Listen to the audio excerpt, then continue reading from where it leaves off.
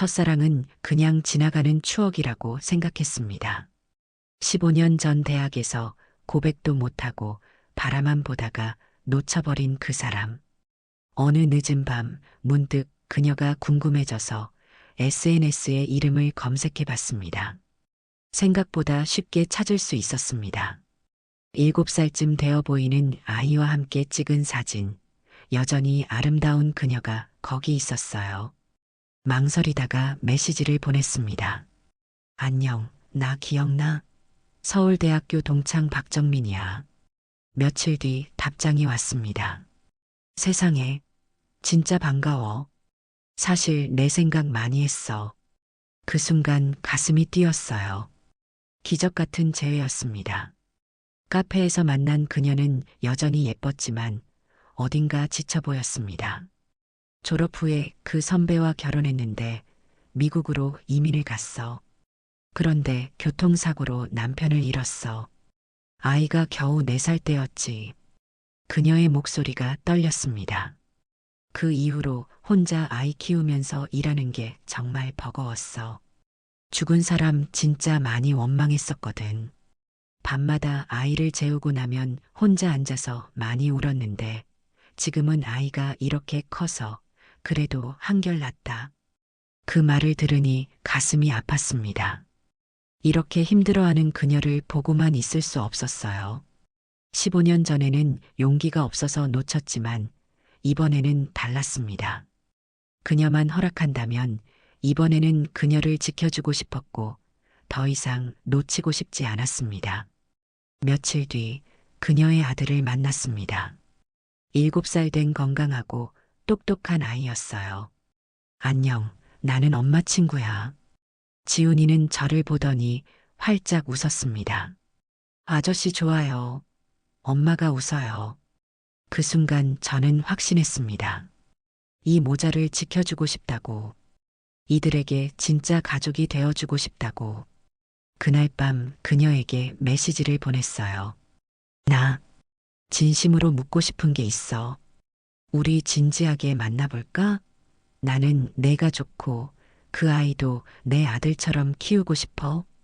정말 고마워. 나도 너와 함께라면 새로운 시작을 할 수 있을 것 같아. 그렇게 우리는 연인이 되었어요. 15년 만에 찾아온 기적 같은 재회였습니다. 그 이후로 우리는 자주 만났습니다.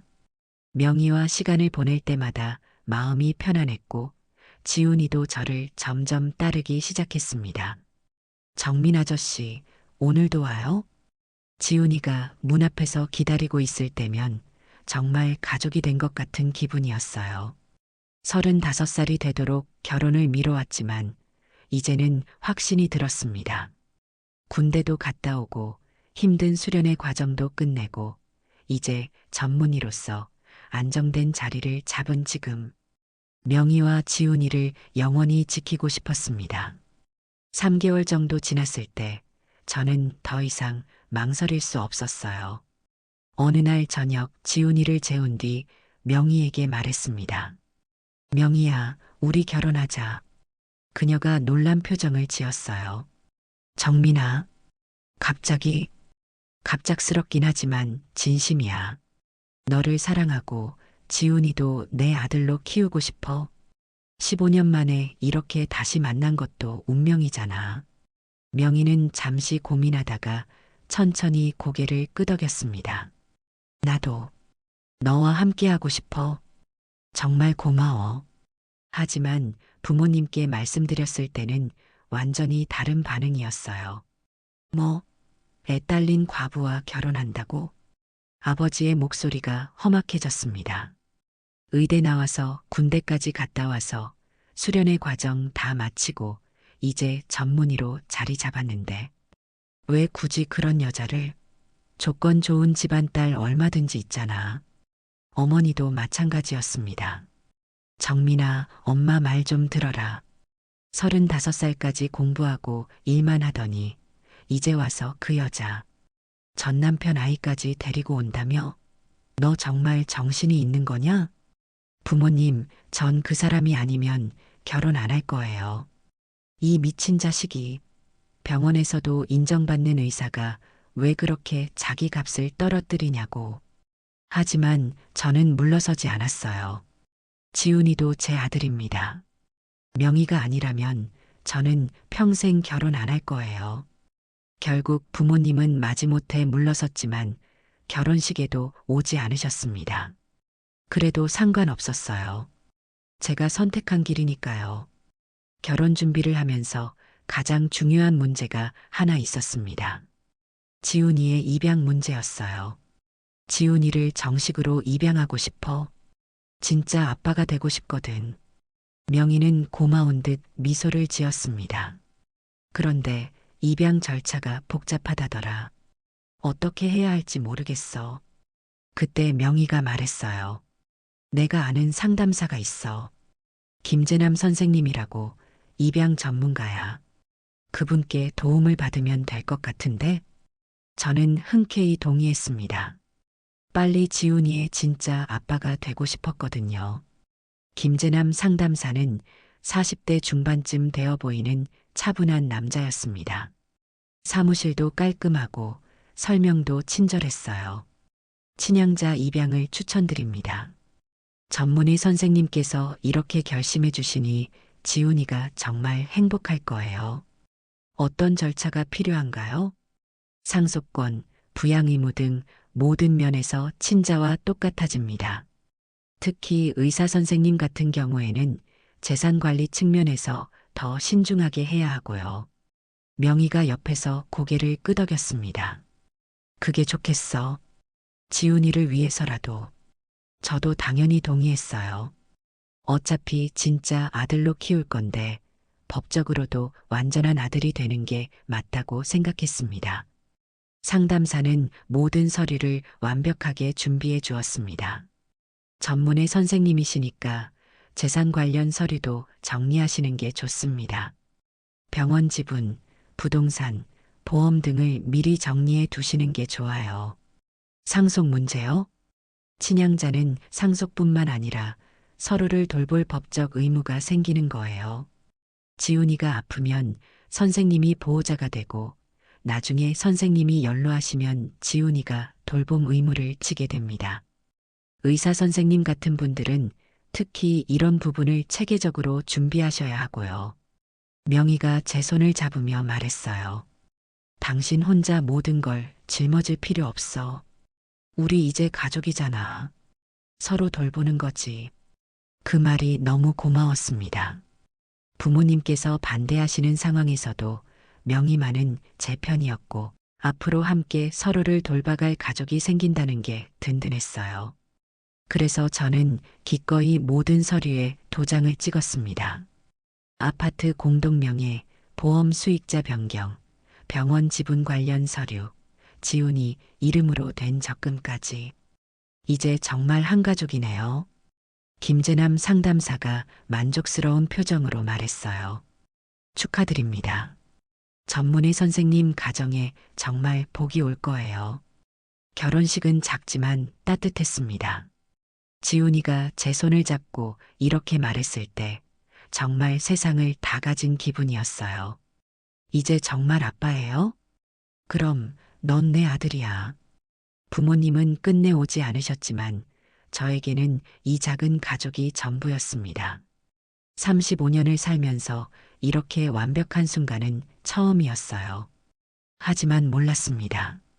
이 모든 완벽한 과정이 누군가의 치밀한 계획 안에서 이루어지고 있었다는 것을. 결혼 후 1년 반이 지나고 우리에게 둘째 아들이 태어났습니다. 이제 정말 완벽한 가족이었어요.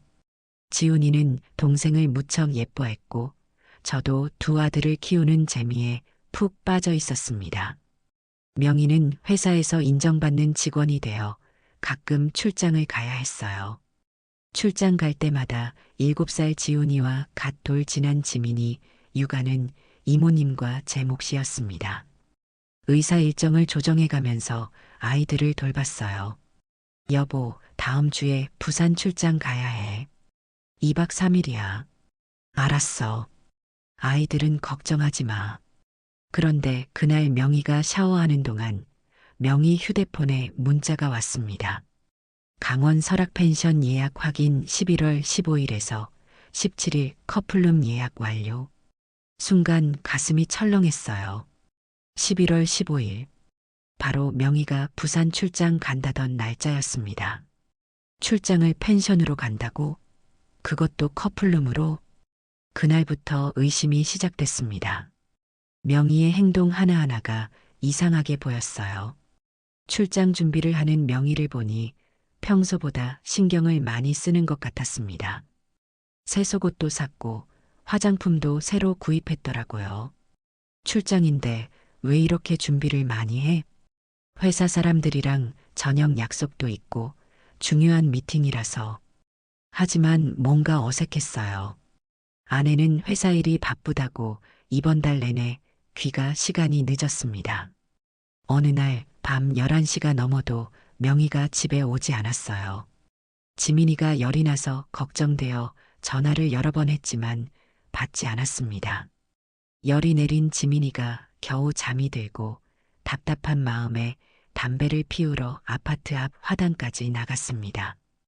그때 검은색 승용차 한 대가 아파트 입구로 미끄러지듯 들어와 정차했습니다. 그리고 그 안에서 명희가 모르는 남자와 포옹하고 입 맞추는 장면을 목격했어요. 머릿속이 하얗게 되는 것 같았습니다. 다리에 힘이 빠져서 화단 뒤에 그대로 숨어 있을 수밖에 없었어요. 명희는 제가 거기 있는 줄 모르고 그 남자와 작별 인사를 한 뒤 태연하게 아파트로 들어갔습니다. 저는 한참을 그 자리에 서 있었어요. 어떻게 해야 할지, 뭐라고 말해야 할지 생각을 정리할 수가 없었습니다. 30분 뒤 집에 들어갔을 때 명희는 아무렇지 않게 말했어요. 애들만 놔두고 어딜 갔다 와? 회사 일 때문에 늦었어. 미안해. 지민이는 어때? 거짓말을 하는 명희를 보니 더 충격이었습니다. 너무나 태연하고 뻔뻔했어요. 저는 그날 밤 잠을 이룰 수 없었습니다. 며칠 고민하다가 결국 매제에게 저녁에 술 한잔 하자고 전화했어요. 매제는 제 대학 후배였는데 제가 여동생을 소개해서 결혼한 사이였습니다. 그래서 더 믿을 수 있었어요. 형, 무슨 일이에요? 표정이 안 좋아 보이는데. 사실은 저는 펜션 문자부터 시작해서 목격한 장면까지 모든 걸 털어놨습니다. 매제의 표정이 점점 심각해졌어요. 형, 이거 확실히 해야겠어요. 혹시 오해일 수도 있고, 나도 그렇게 생각하고 싶어. 하지만 내가 본 건 확실해. 일단 증거를 좀 더 모아보세요. 그리고 만약 정말이라면 아이들 문제도 생각해야 하고요. 매제의 말이 맞았습니다. 특히 지훈이 문제가 걸렸어요. 입양한 아이인데 이혼하게 되면 어떻게 될까요? 하지만 그때는 몰랐습니다. 지훈이가 법적으로 어떤 의미인지, 그리고 이 모든 게 어떤 결과로 이어질지. 명희가 부산 출장을 떠난다던 그날, 매제와 함께 강원도로 향했어요. 펜션 주소를 찾아가니 정말 명희 차가 거기 있었습니다. 형, 정말 여기 있네요.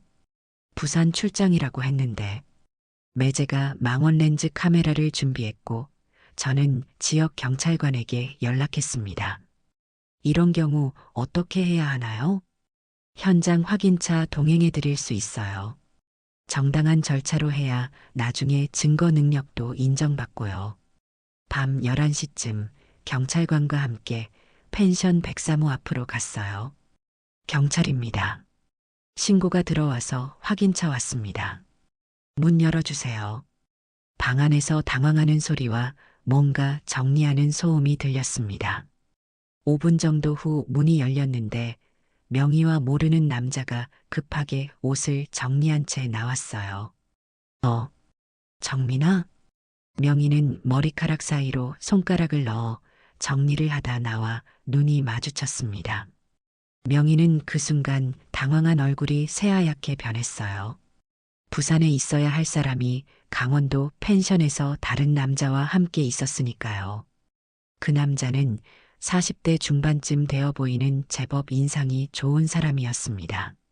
나중에 알고 보니 명의 회사 상사였어요. 방안은 말할 필요도 없었습니다. 침대는 엉망이었고 여기저기 흩어진 옷들, 와인병과 빈잔들. 경찰관이 사진을 찍으며 말했어요. 신분증 확인 좀 할게요. 이 정도면 충분한 증거가 될 것 같네요. 매제도 옆에서 카메라로 상황을 기록했습니다. 집으로 돌아가는 차 안에서 명희가 말했어요. 정민아, 정말 미안해. 부산 출장이라고 했잖아. 이게 뭐야? 그 사람이 같이 가자고 해서 1년 반 동안 나는 뭐였어? 바보였어? 명희는 더 이상 변명하지 못했습니다. 그날 밤 저는 확신했어요. 더 이상 이 결혼 생활을 계속할 수 없다고. 하지만 걱정되는 게 있었습니다. 아이들, 특히 입양한 지훈이는 어떻게 될까요? 하지만 지금은 아무 생각도 안 들었어요. 펜션에서 명의의 불륜을 확인한 후 며칠이 지났습니다. 이혼 절차를 밟기 위해 변호사와 상담도 받고 서류도 준비하고 있었어요. 그날은 명의가 지훈이를 데리고 당분간 친구 집에서 지내겠다며 간단한 짐을 챙겨 나갔습니다. 지민이는 본가 어머님이 데리고 갔어요. 저도 오랜만에 의대 동기들과 만나기로 했습니다. 강남역 근처 술집에서 동기들과 이런저런 이야기를 나누며 술을 마시고 있었는데 화장실에 가려고 밖으로 나왔어요. 그때 골목 쪽에서 익숙한 목소리가 들렸습니다. 명희의 목소리였어요. 명희가 전화를 하며 걸어가고 있었습니다. 여보, 지금 가고 있어. 5분 후에 도착할게. 여보, 명희가 누구를 여보라고 부르는 거죠? 명희가 전화를 끊고 한 카페 앞에서 멈췄어요. 잠시 후 카페 안으로 들어가는 명희를 봤습니다. 그리고 놀랍게도 그 안에는 김재남 상담사가 먼저 와서 기다리고 있었어요. 저는 급하게 카페 안으로 들어갔습니다. 다행히 카페 내부에는 인테리어용 큰 나무와 파티션이 있어서 그 뒤쪽 구석 테이블에 앉으면 두 사람이 저를 볼 수 없을 것 같았어요. 커피를 주문하고 그 자리에 앉아서 조심스럽게 귀를 기울였어요. 명희와 김재남 상담사의 목소리가 들렸습니다. 당신 계획대로 잘 되고 있지? 김재남 상담사가 말했어요. 응, 친양자 입양도 완료됐고 부동산 명의 이전도 다 끝났으니까 이제 시간 문제야. 명희가 대답했습니다. 가슴이 철렁 내려앉았어요. 그 의사놈이 의심하고 있지는 않아? 괜찮아. 강원도 사건 때문에 화가 나서 빨리 이혼하려고 하니까 다른 생각할 여유가 없어. 완전히 감정적으로 되어 있거든. 명희가 웃으며 말했습니다. 마치 저를 우롱하는 것 같았어요. 좋아. 그럼 이제 마지막 단계만 남았네. 15년 전부터 준비한 우리 계획이 드디어 성공하는 거야. 15년 전부터 머리가 하얗게 되는 것 같았습니다. 여보, 정말 수고했어. 덕분에 여기까지 올 수 있었어. 우리 아들은 어디 있어? 근처 문구점에서 놀고 있어. 곧 올 거야. 잠시 후 정말로 지훈이가 카페 안으로 들어왔어요. 아빠. 지훈이가 김재남 상담사를 보고 반갑게 달려갔습니다. 김재남 상담사가 지훈이를 안아올리며 말했어요. 우리 아들 잘 지냈지? 아빠 보고 싶었어? 김재남 상담사가 지훈이 진짜 아빠였다고? 아빠, 이제 정말 같이 살 수 있어요? 응, 조금만 더 기다려. 곧 우리 가족이 다시 합쳐질 거야. 명희가 지훈이의 머리를 쓰다듬으며 말했습니다. 그런데 정민 아빠는 어떻게 돼요? 걱정하지 마. 아저씨한테 고마워해야 해. 덕분에 우리가 잘 살 수 있게 됐거든. 저는 더 이상 들을 수 없었어요. 조용히 자리에서 일어나 카페를 나왔습니다. 집으로 돌아가는 길에 모든 게 정리되었습니다. 김재남 상담사가 지훈이의 진짜 아버지이고 명희의 남편이었어요. 둘이 함께 15년 전부터 저를 타겟으로 삼아 계획을 세운 거였습니다.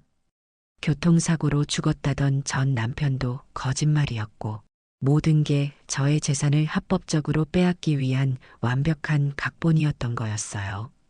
그날 밤 명희는 집에 들어오지 않았습니다. 다음 날 오후에야 연락이 왔어요. 정민아, 우리 이혼 절차 빨리 진행하자. 카페에서 충격적인 진실을 알고 난 후 저는 며칠 동안 아무것도 할 수 없었습니다. 15년 동안 속아 살았다는 현실이 받아들여지지 않았어요. 하지만 분노가 슬픔을 이기기 시작했습니다. 이대로 당할 수는 없었어요. 매제에게 연락했습니다. 형, 목소리가 이상한데 무슨 일이에요? 만나자. 할 얘기가 있어. 매제와 만나서 카페에서 목격한 모든 것을 털어놨어요.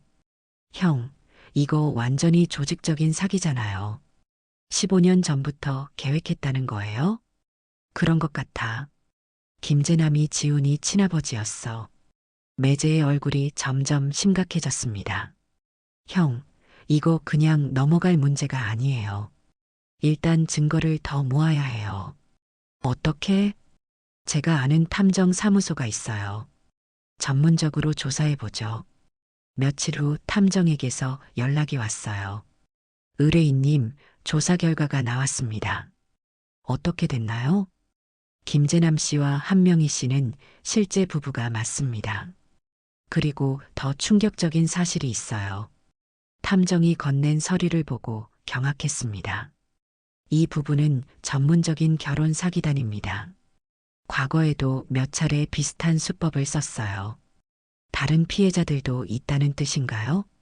그리고 현재 진행 중인 건도 있어요. 탐정이 사진을 보여줬는데 깜짝 놀랐습니다. 펜션에서 봤던 그 40대 남자였어요. 이 사람은 누구예요? 경기도에서 치과 병원을 운영하는 의사입니다. 1년 전에 부인을 암으로 잃고 혼자 지내고 있어요. 상당한 재산가이고요. 그럼 이 사람이, 네, 한명희 씨의 다음 타겟인 것 같습니다. 몇 달 전부터 접근하고 있어요. 모든 게 연결됐어요. 펜션에서 본 장면은 불륜이 아니라 다음 계획을 위한 포석이었던 거였습니다. 그런데 지난번에 선생님이 경찰과 함께 펜션을 덮친 바람에 계획이 어긋난 것 같아요. 그 이후로 연락이 뜸해졌거든요. 그럼 저 때문에? 네, 아마 예상보다 일찍 들킨 바람에 당황한 것 같아요. 원래는 그 치과 의사와 더 사이가 깊어져야 하는데 탐정이 추가 자료를 보여줬습니다. 이 치과 의사분이 최근에 큰 보험금을 받았어요. 그리고 부동산도 여러 개 소유하고 있고요. 그럼 저 다음 타겟이 저 사람이었던 게 확실하네요. 아마 저희가 개입하지 않았다면 비슷한 수법으로 당했을 거예요. 집으로 돌아와서 생각해 보니 화가 치밀어 올랐습니다. 저만 당한 게 아니라 앞으로도 계속 다른 피해자들이 생길 뻔했던 거예요. 그런데 그때 명희에게서 연락이 왔습니다. 정민아, 내일 만날 수 있어? 할 얘기가 있어. 목소리가 평소와 달랐습니다. 뭔가 급한 것 같았어요. 무슨 얘기? 이혼 조건에 대해서 서로 좋게 정리하면 모두에게 도움이 될 거야. 다음 날 명희를 만났을 때 그녀는 예상외로 차분했습니다. 정민아, 우리 조용히 정리하자. 무슨 뜻이야? 당신이 원하는 대로 이혼해 줄게. 위자료도 요구 안 할게. 대신 지훈이 양육권은 내가 가져갈 거고. 뭔가 이상했어요. 너무 쉽게 포기하는 것 같았습니다. 왜 갑자기? 당신한테 미안해서. 그리고 더 이상 복잡하게 만들고 싶지 않아. 그 순간 깨달았습니다. 명희도 제가 뭔가 알고 있다는 걸 눈치챈 거였어요. 내 아들 내가 데려가는데 뭐가 문제야. 지훈이 데리고 가. 펜션에서 만난 그 남자 말이야. 치과 의사더라. 명희의 얼굴이 순간 하얗게 변했어요. 무슨 뜻이야? 너희들 다음 계획이었지. 그 사람도 나처럼 당할 뻔했고, 그때부터 명희의 태도가 완전히 바뀌었습니다. 정민아, 당신이 뭘 알든 상관없어. 이미 모든 건 끝났어. 끝났다고? 친양자 입양도 됐고, 재산 명의도 이미 바뀌었어. 당신이 뭘 해도 소용없어. 명희가 차갑게 웃으며 말했어요. 그리고 조용히 하는 게 당신을 위해서도 좋을 거야. 당신 병원에 소문나면 곤란하지 않을까? 이제 진짜 전쟁이 시작됐습니다. 명희와의 대화 이후 며칠이 지났을 때 뜻밖의 연락을 받았어요. 박정민 선생님이시죠? 저는 서울 강남경찰서 수사과 이영주 형사입니다. 네, 무슨 일이시죠? 선생님과 관련된 사건으로 조사가 필요해서 연락드렸습니다. 시간 되실 때 한번 나와 주실 수 있을까요? 갑작스러운 연락에 당황했어요. 경찰서에 가서 이영주 형사를 만났습니다. 선생님, 한명희 씨와 김재남 씨에 대해 아시는 게 있나요? 네, 제 아내와 입양 상담사였는데요. 혹시 이 두 사람이 과거에 비슷한 일을 했다는 걸 아시나요? 형사가 서류 뭉치를 보여줬어요. 실은 저희가 몇 달 전부터 이들을 수사하고 있었어요. 무슨 사건인가요? 2년 전 부산에서 발생한 사건입니다. 한 치과 의사가 의문사했어요. 가슴이 철렁 내려앉았습니다. 의문사요? 네, 그 의사도 한명희 씨와 결혼했다가 이상한 상황에서 사망했어요. 그런데 여기서 흥미로운 점이 있습니다. 형사가 사진을 보여줬는데 그 치과 의사와 함께 있는 아이 사진이었어요. 이 아이, 지훈이 같은데요? 맞습니다. 지훈이라는 아이예요. 한명희 씨의 아들이고요. 그럼 지훈이가 그 치과 의사와도 함께 살았다는 뜻인가요? 네, 한명희 씨는 결혼할 때마다 지훈이를 데리고 다녔어요. 그 아이가 새아빠를 잘 따르거든요. 충격이었습니다. 지훈이가 저만의 아들이 아니었던 거예요. 그럼 지훈이는 여러 명의 아빠를 거쳐온 거죠. 치과 의사도 지훈이를 무척 예뻐했다고 해요. 그럼 치과 의사는 어떻게 됐나요? 한명희 씨는 의사를 좋아하나 봅니다. 죽은 사람도 치과 의사, 결혼한 사람도 치과 의사, 내연의 관계인 사람도 치과 의사. 신기하죠? 입양 절차를 진행하려고 했는데 완료되기 전에 의문사했어요. 그래서 명희 씨는 아무것도 상속받지 못했고요. 아, 그래서 저에게는 네, 이번에는 더 확실하게 친양자 입양까지 완료한 거죠. 과거 실패를 교훈 삼아서요. 모든 게 이해됐습니다. 지훈이는 그들이 사용하는 도구였고, 저는 그 완성된 계획의 첫 번째 성공 사례가 될 뻔했던 거예요. 그런데 신기한 건 지훈이가 정말 새아빠들을 잘 따른다는 거예요. 어떻게 그럴 수 있죠? 아이가 어릴 때부터 그렇게 훈련받았을 가능성이 높아요. 엄마가 이 사람이 새 아빠야라고 하면 자연스럽게 받아들이도록요. 아니면 새 아빠가 친부보다 지훈이한테 잘했으면 지훈이가 잘 따랐겠죠. 새 아빠는 늘 친절하다. 어렸을 때부터 그렇게 각인되었을 수도 있어요. 그제야 지훈이가 저를 처음 봤을 때부터 이상할 정도로 잘 따랐던 이유를 알 것 같았습니다. 혹시 지훈이가 다른 아빠들에 대해 말한 적 있나요? 없어요. 그런데 가끔 전에 아빠라는 표현을 쓸 때가 있었어요. 선생님, 수사에 협조해 주실 수 있나요? 어떻게요? 일단 선생님, 안전을 위해 보호 조치를 취하고 저희가 증거를 수집할 동안 평소처럼 행동해 주세요. 위험하지 않을까요? 저희가 24시간 보호하겠습니다. 그리고 이번이 이들을 잡을 마지막 기회일 수도 있어요. 집으로 돌아가는 길에 복잡한 생각이 들었어요. 지훈이는 정말 순수한 아이였지만 어쩔 수 없이 부모들의 사기극에 이용당하고 있었던 거였습니다. 그날 밤 형사에게서 연락이 왔어요. 선생님, 오늘부터 저희 요원들이 주변에서 보호할 예정입니다. 며칠 뒤 김재남이 다시 병원에 나타났습니다. 박 선생님, 요즘 어떠세요? 덕분에 잘 지내고 있어요. 그 순간 진료실 문이 열리며 이영주 형사가 들어왔어요. 김재남 씨, 서울 강남경찰서 수사과 이영주입니다. 부산 사건과 관련해서 조사할 게 있습니다. 김재남의 얼굴이 순간 하얗게 변했습니다. 드디어 진짜 수사가 시작됐어요. 김재남이 경찰에 연행된 후 며칠이 지났을 때 명의도 결국 체포됐습니다. 지훈이는 경찰서에서 저를 보자마자 울면서 안겼고 계속 저와 함께 살고 싶다고 했어요. 하지만 문제는 두 아이를 모두 데리고 본가에 갔을 때 일어났습니다. 지훈이와 갓돌이 지난 지민이를 보신 부모님의 표정이 심각했어요. 정민아, 앉아봐. 아버지가 무거운 목소리로 말씀하셨습니다. 이 아이들 말이야. 정말 둘 다 키울 생각이냐? 네, 지훈이와 지민이 모두 제 아들들이에요. 어머니가 한숨을 깊게 쉬시며 말씀하셨어요. 정민아, 내가 아이들을 어떻게 키워? 그것도 사기꾼이 낳은 아이들을. 동생도 걱정스러운 표정으로 거들었습니다. 형, 지민이는 형이 낳았으니까 그렇다 쳐도 지훈이는. 이 상황에서 둘 다 키우는 게 맞아?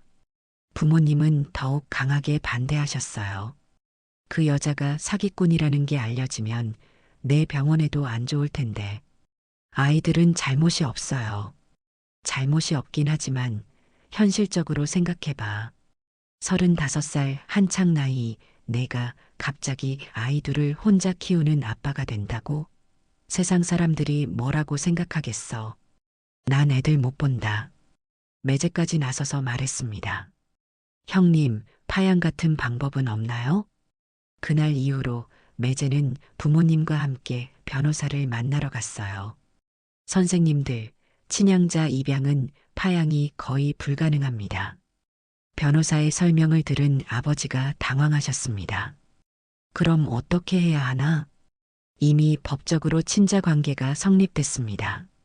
지훈이는 선생님의 친양자이고 지민이는 친자입니다. 둘 다 동일한 상속권을 가지고 있어요. 어머니가 더 놀라셨어요. 상속권도 똑같다고? 네, 법적으로는 구별이 없습니다. 변호사 사무실을 나오시면서 부모님이 한탄하셨습니다.